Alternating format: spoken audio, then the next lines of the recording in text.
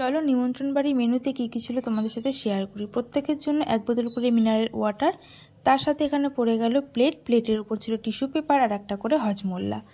এখানে দিল লেবু, লেবুর সাথে দিল রাধাবল্লভী আর তার সাথে চানা মশলা। ভীষণই ভালো লাগছিল এটা খেতে। তো এটা খেতে না খেতেই তারপরে পাতে পড়ে গেল চিপস। চিপসের সাথে খাওয়ার জন্য দিয়েছিল সাদা ভাত আর ভেজ ডাল। ভেজ ডাল আর সাদা ভাতের সাথে লেবু চিপে নিয়ে চিপসের সাথে খেতে ভীষণই ভালো লাগছিল।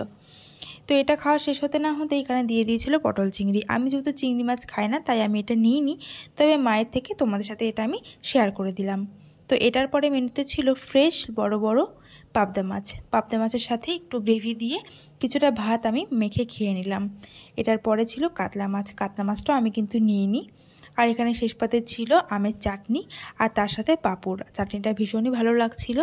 আর ছিল একটা করে রসগোল্লা, আর যেটা ছিল পায়েস। স্বাদের অনুষ্ঠানে পায়েস তো থাকবেই, আর ছিল আইসক্রিম।